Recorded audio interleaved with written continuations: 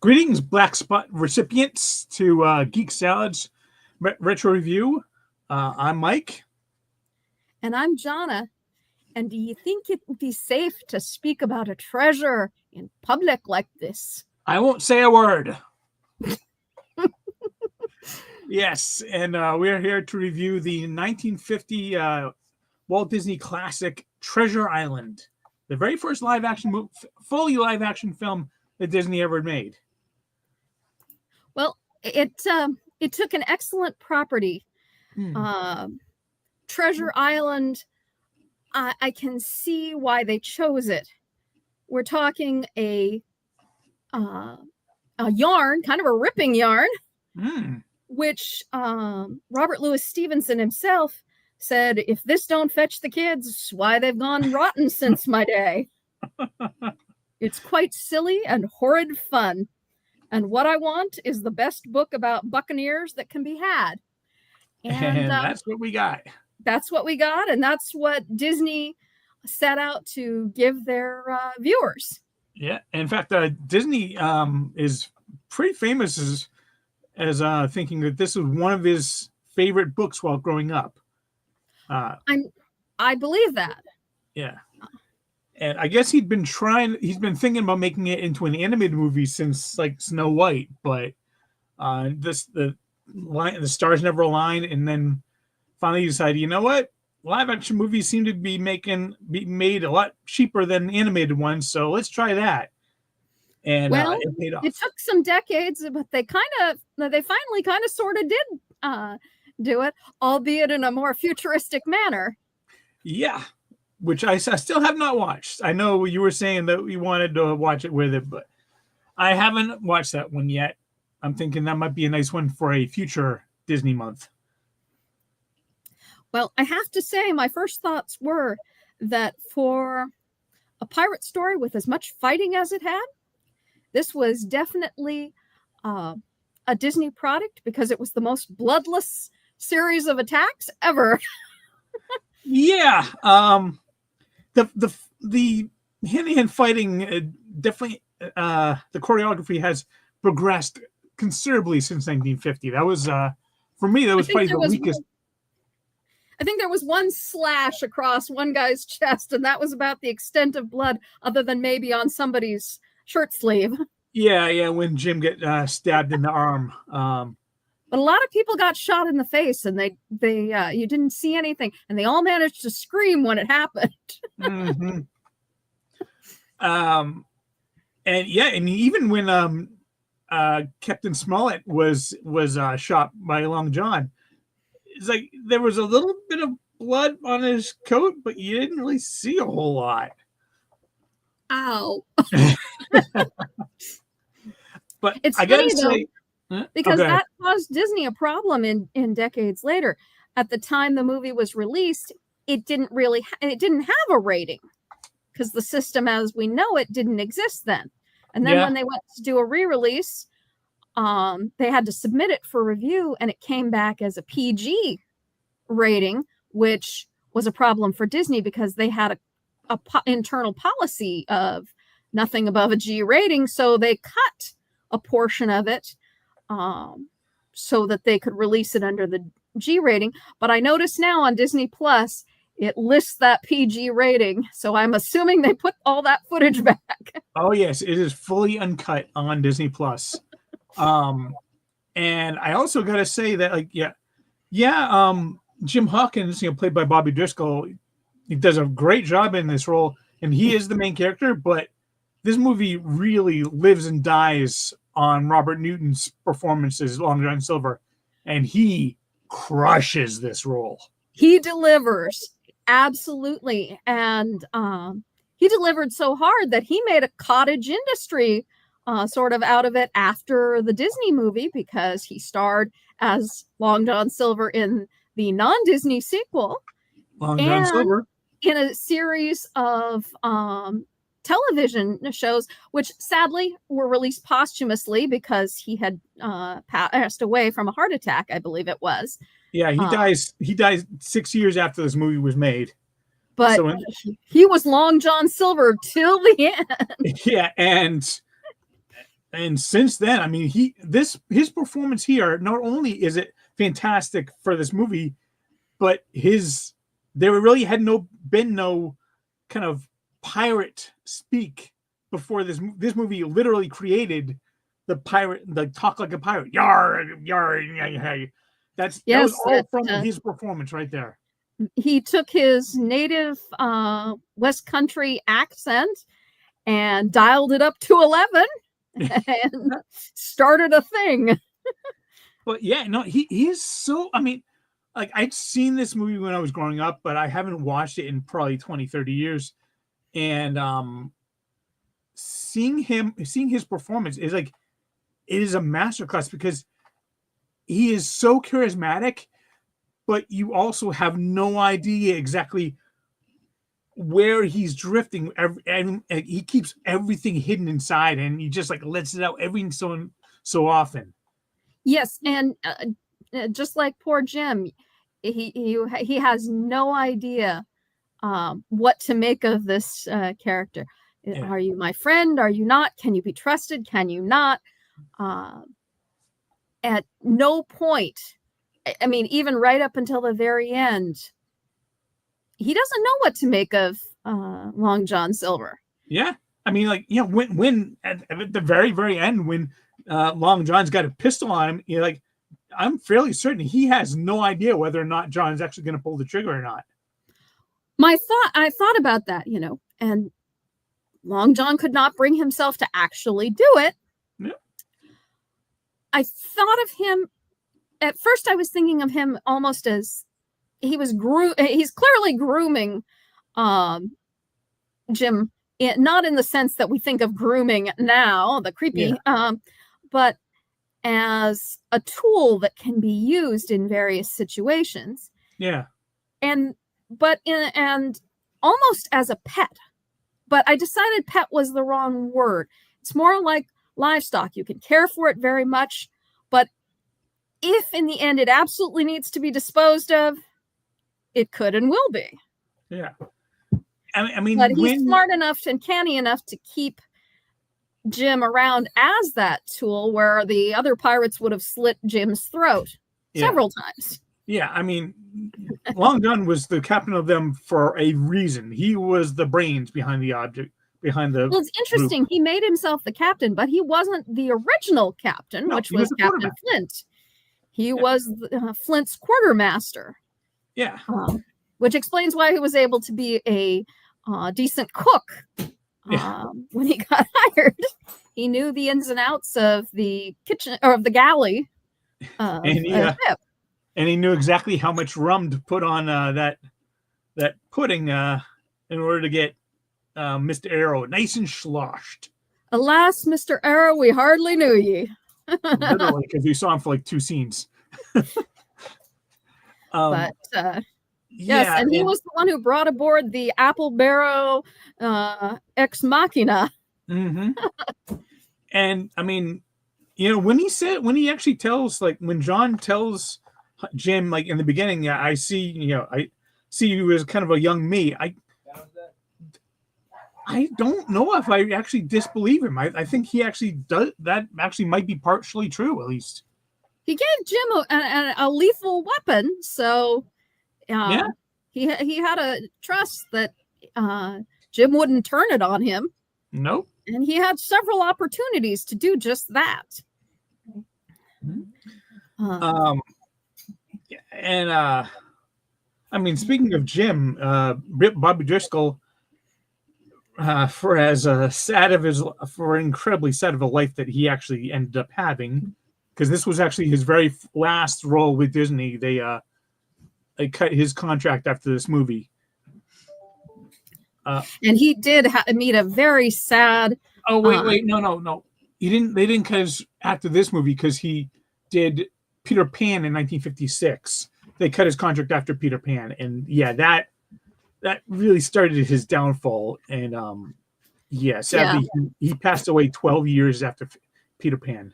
Yes, and ended up in Potter's Field, literally. Yeah, if you really wanted to be depressed, look up what happened to Bobby Driscoll. He did not have a a happy ending.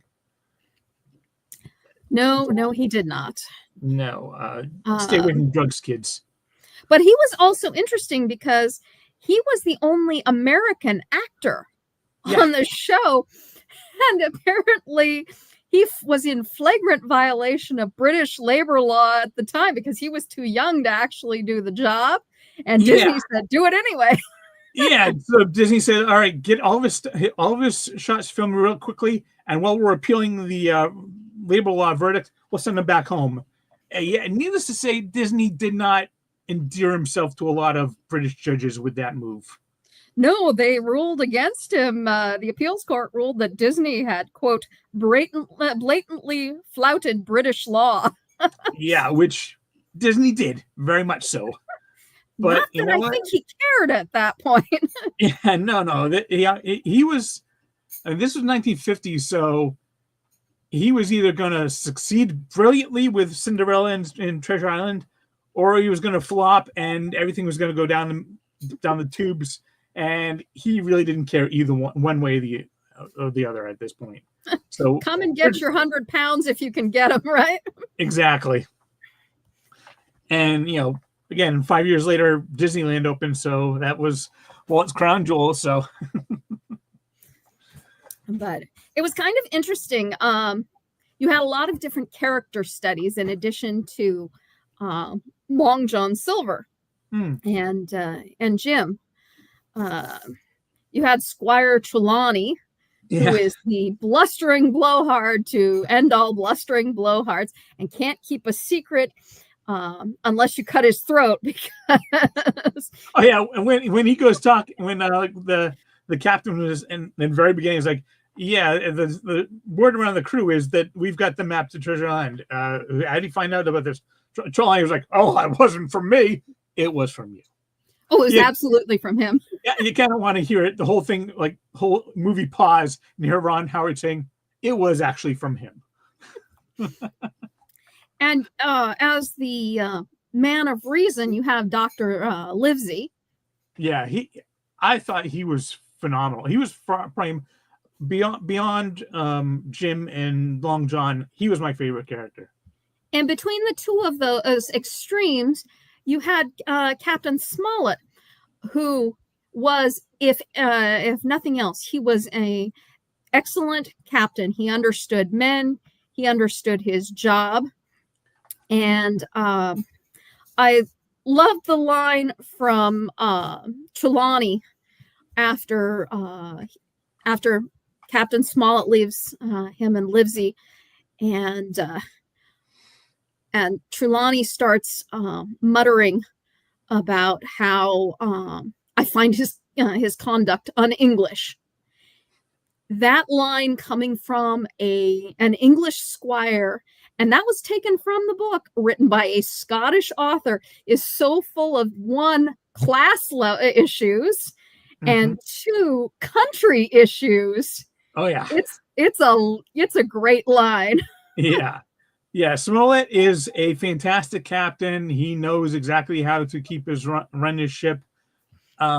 Unfortunately, he's also a little bit too by the book, which is what causes the drift at the end.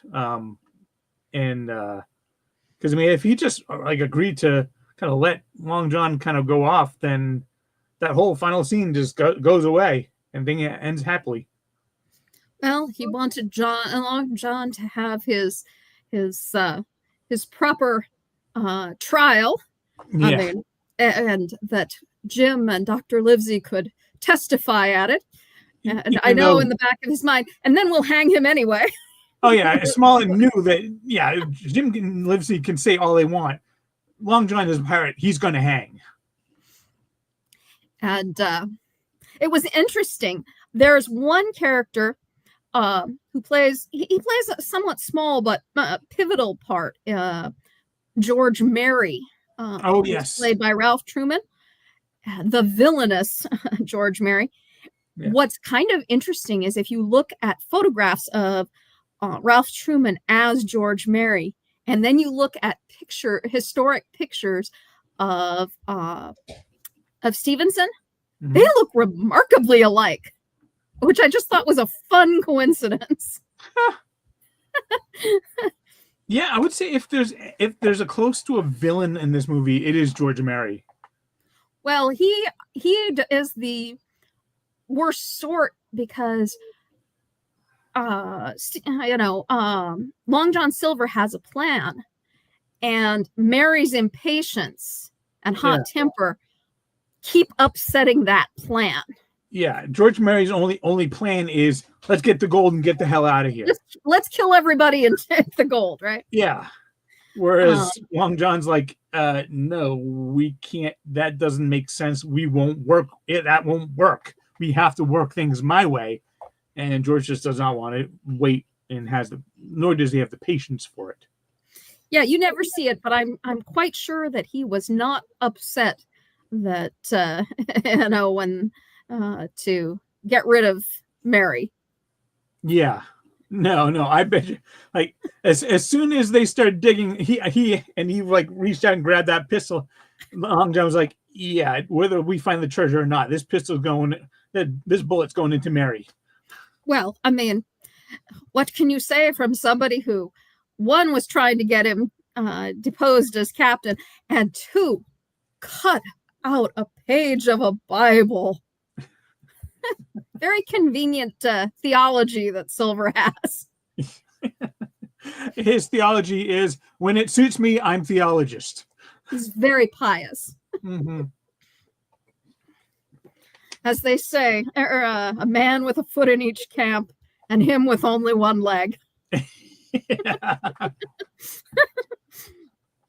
also do love Ben Gunn. He's a fun character. Oh, I thought Ben Gunn was probably pure 1950s nightmare fuel. And I'm sure he led to many a child's sleepless night because he was downright terrifying looking. Well, I mean, when you're alone on a deserted island for 5 years, I think, what was it? Was it Trelawney said that, like, you're not sure exactly how sane a man can remain? Either Trelawney or Livesey said that. Them's as hides can find, and them's that finds can hide. It was giving almost Gollum vibes, wasn't it? It really is. Because I mean, basically, if you think about it, he was living on this island. He's got all this treasure, and nothing to do with it whatsoever. But he wants cheese. Yeah, that treasure does him absolutely no good, but he's still got it. Well, he made quite the nice little craft. Yeah. And useful, too. And apparently there are goats on the island. Well, it couldn't just live on berries all that time. It was one of those convenient desert islands. It had fresh water, it had a source of meat, and it had some fruit, so he didn't get scurvy, right? Yeah. Kind of treasure island that you really want to find if you're big on living off the land. There were lots of convenient desert islands, first in books and then in motion pictures, where things pop up when you need them. Yep. With the absolute apex of that being Swiss Family Robinson. With the convenient animals that don't exist on the same continents, but they're right here. Oh yeah. Ostrich and Bengal tiger, all the goods we need to make it a fully functioning automated treehouse. Why not? The father is conveniently a rocket engineer before rocket engineers was a thing. Right. Well, Ben Gunn didn't have the knowledge base, clearly. No. What was interesting to me, though, was that there was a prequel to it that followed Ben Gunn's story. That makes sense. I'm assuming he was one of the 5 that Captain Flint brought ashore, because when they presumably wounded, but he didn't die. Yeah, when they found that skeleton pointing the way to the treasure, Silver mentioned that there were like 5 people that went ashore with Flint, and that was one of them. I'm assuming Gunn was one of the other ones, but he either was injured or escaped, and Flint just never bothered to go after him. Otherwise, he would have been used to point the way to some. Yeah, he would have been another marker on the map. So, but Yeah. all in all, I thought it was actually a really good yarn. I think it would hold up with young people today. And as you say, it formed the basis for pretty much every pirate movie ever afterward. Including Pirates of the Caribbean, both the ride and the movies. Oh, absolutely. I mean, Jeffrey Rush, his Barbossa was basically Captain Long John Silver. That had to be a physically difficult role too to play, to be one-legged for that role. Especially like when he actually has to sit down when he's parleying with the others, and then get himself back up because nobody's going to help him. Yeah, and I imagine since they couldn't CG his leg away, they actually had to strap it up, probably strap it. So he really was just one-legged for a while. Yeah, he was. I guess it's one of those cases where the discomfort is worth it in the end, because clearly, as I said, he made a cottage industry out of that role for the rest of his life. Yeah, I mean, all 6 years of it, but yeah. I would say, like, if there was one kind of ding on this movie I could give, it's that the music is kind of unremarkable. It feels kind of like just, there is somebody that did the music for this, but it feels like they're just like, all right, just give me a generic soundtrack. We just need something. There were parts of it that stood out to me, mostly when they were at sea. Yeah. Once you got to land, there was a lot of action going on, and I don't think, maybe because of the time that and with limitations of sound systems being what they would have been in 1950, they don't back the action reels in the same way that we do now. Yeah, I mean, that is actually one thing I do kind of like about some of the older films, is that they're very frugal with their soundtracks. They're not like music every single moment of the movie. It's all right, silence, silence, silence. Here's the music. Silence, silence, silence. Well, it's not John Williams. No, it is not. Also, like the pirate Black Dog. What was it? Black Dog at the beginning. Oh, right. He appears in like 2 scenes, and then you never see him again. It's like, is there more about him in the book? I've never read the book. Well, I honestly have not read the book either. But now I kind of want to. But no, he takes off, or he gets seen by Jim, and he gets chased out of there. And I have the feeling that Silver told him, lie low, and when we get back, but he couldn't risk having Black Dog around because Jim knew him on sight, obviously.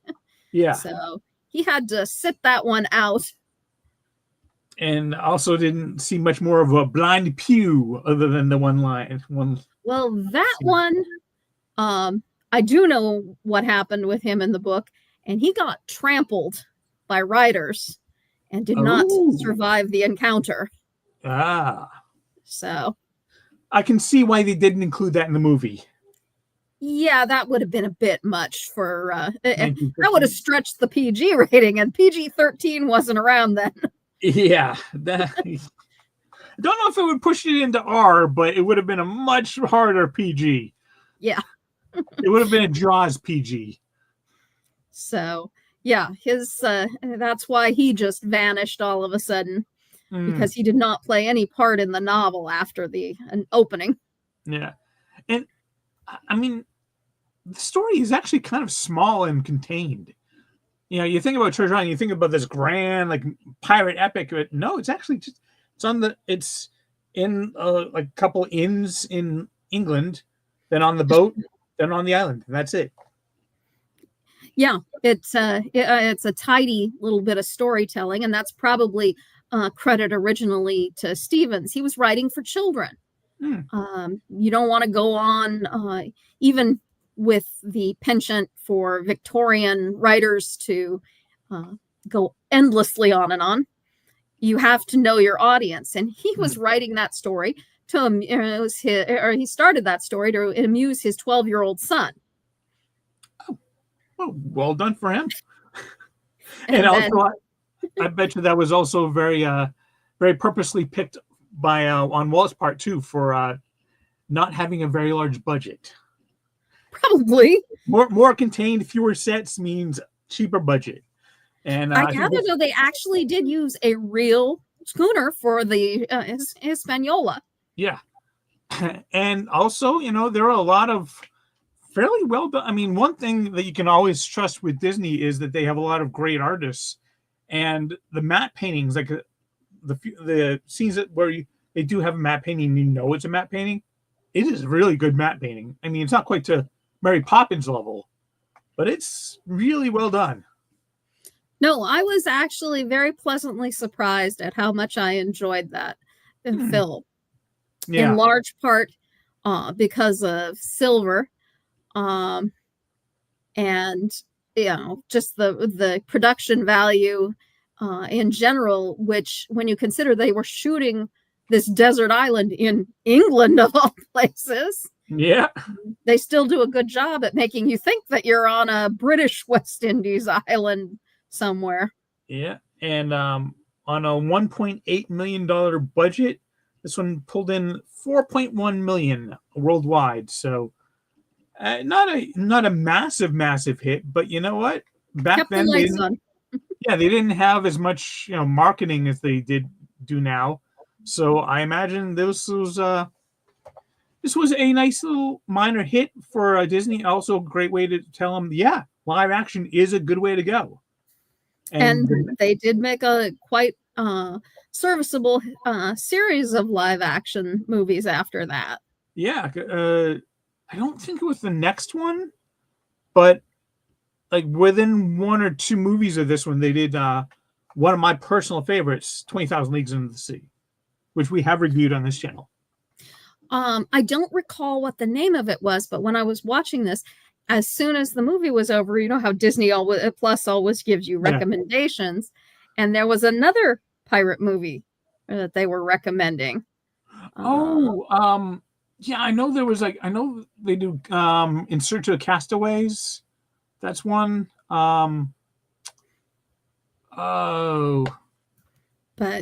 it served them well, especially I think they turn more toward the live action during a little bit of a slump. You kind of went through that slump in the late 60s, early 70s, where you had some movies, but they weren't the grand and glorious visions of the initial golden age. Yeah, there was like a Computer Wore Tennis Shoes and what was it?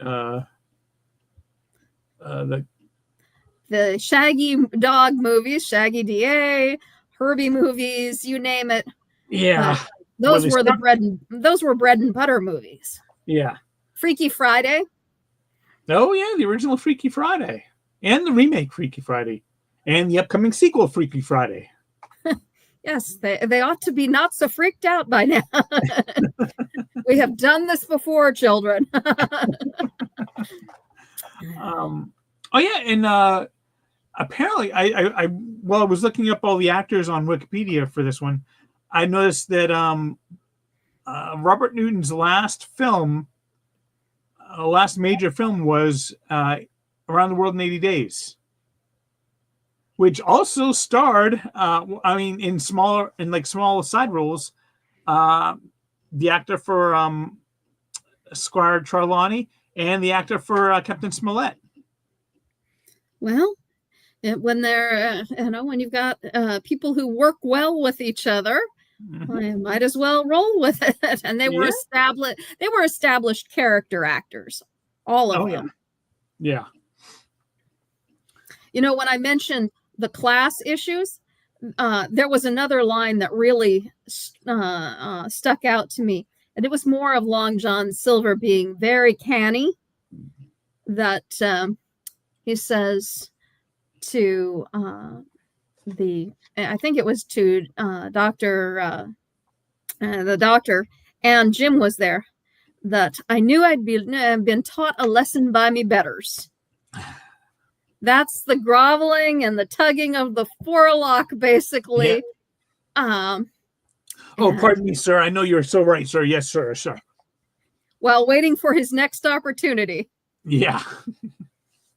Because, again, it's Long John. You don't know when he's like groveling. Is he really being, really being kind to you? Or is he just waiting to stab you in the back? You never know. And when you consider the British class system is very for that period would have been incredibly well defined. You knew your class and you did not get out of it. I mean, hell, that class system really didn't go away until maybe like the 80s or 90s. Yeah, Trelawney could be the idiot he was because he was the squire. He was socially above everybody else. Yeah, he had daddy's money. Everybody else had more sense than he did. Yeah. But those were some lines that just they stuck a chord with me, and he delivered them so well. Yeah. Like I said, this movie lives and dies on Robert Newton's performance, and he crushes it. He really also does. His be taking care of Mr. Arrow. And of course, everybody thinks, oh, that's so sweet. And the pirates know better. Like, oh, he'll be taking care of him. And so he did. So anyway, that was Treasure Island from 1950. Tell me, have you seen it? Did you enjoy it? Leave your polite comments below. Give this video a thumbs up if you got them. If you got them, sure, okay. Yar. I'd be taking your thumbs next. Oh no. But anyway, we do these reviews every week. Next week is kind of interesting because it's kind of half April and half May. So I don't know if we'll be doing an yet unthought of Disney movie, or if we'll be starting May Street Science Theater 3000 early. I'm still working that out. But I will let everyone know on the socials. I know Andy's at Geek Salad Podcast at Blue Sky.